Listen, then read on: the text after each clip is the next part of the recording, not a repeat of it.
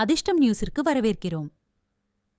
செந்தில் பாலாஜிக்கு சிக்கல் ஏற்படுத்திய நீதிமன்றம். ஒரு பிரச்சனையா, 2 பிரச்சனையா, பல பிரச்சனைகள் செந்தில் பாலாஜி கிட்ட இன்னைக்கு இருக்கு. பெருமளவுக்கான பசை அவர்கிட்ட தான் இருக்கு. அவரும் அவர் தம்பியையும் உள்ள வைக்கணும் அப்படிங்கிறது பிஜேபியோட பிளான்.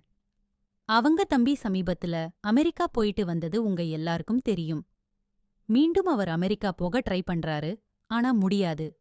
இப்படிப்பட்ட சூழ்நிலையில் நேற்று செந்தில் பாலாஜியோட வழக்கு நீதிமன்றத்துல வந்தது.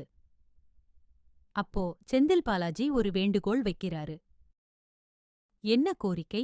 ஏற்கனவே உச்சநீதிமன்றம் செந்தில் பாலாஜிக்கு அவர் இடி ஆபீசர்ட்ட ஒவ்வொரு மாசமும் திங்கட்கிழமை ஆஜராகணும் அப்படின்னு இருந்த நடைமுறைய தளர்த்துச்சு.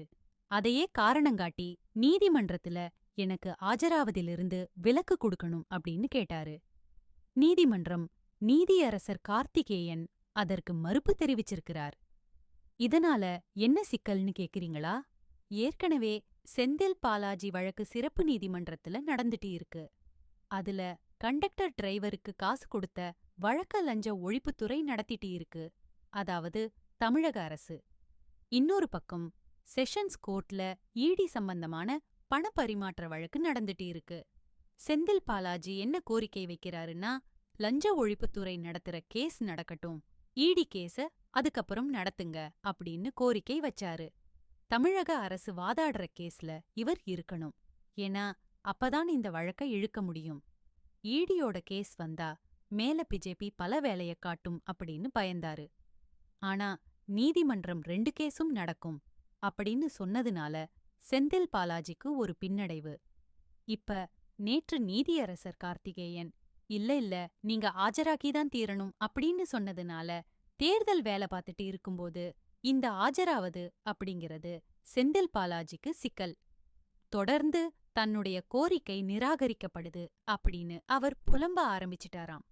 தேர்தல் நேரத்துல இவருக்கும் இவங்க தம்பிக்கும் சிக்கல் கொடுத்தா பசை எப்படி எடுக்கிறது அப்படின்னு மேலிட கலங்கி போயிருக்காம்.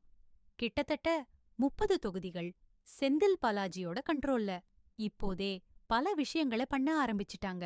குறிப்பா ஒரு தொகுதியில இருக்கக்கூடியவங்களுக்கெல்லாம் வாஷிங் மெஷின் குடுக்கற அளவுக்கு போயிருச்சாம். இது எல்லாம் தேர்தல் நடத்தை விதிகள் வருவதற்கு முன்னாடியே பண்ணிருவாங்களாம். அதற்குப் பிறகு புதிய டிஜிபி வந்துட்டாருன்னா, அதாவது தேர்தல் ஆணையம் ஒரு புதிய டிஜிபிய போடும். அவர் வர்றதுக்குள்ள பல விஷயங்களை இன்னைக்கு செந்தில் பாலாஜி முடிச்சிருவாரு. ஆனா மேல இருக்க ஈடி அவரையே தூக்கி உள்ள வச்சுட்டா வேற என்ன வழி? யாரு அந்த இடத்துல இருந்து செந்தில் பாலாஜி மாதிரி செயல்படுவா? இது ஒரு பெரிய கேள்விக்குறி. ஏற்கனவே எவவேலு செந்தில் பாலாஜி சண்டை ஊர் அறிந்தது. எப்ப செந்தில் பாலாஜி வீழ்வார்னு எவவேலு தரப்பு காத்துட்டே இருக்கு. இன்னொரு பக்கம் திருவண்ணாமலையில இளைஞரணி கூட்டம் எவவேலு சரியா நடத்தல, சரியா வண்டிகளை அழைச்சிட்டு வரல அப்படிங்கிற ஒரு கோபம் இன்னைக்கு தலைமைக்கும் இருக்காம். ஆனா எல்லாத்தையும் பணத்தால அடிக்கிறவர் எவவேலு.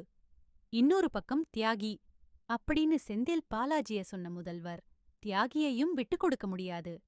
பணம் கொடுக்கிற பேங்கராக இருக்கக்கூடிய வேலுவையும் விட்டுக் கொடுக்க முடியாது.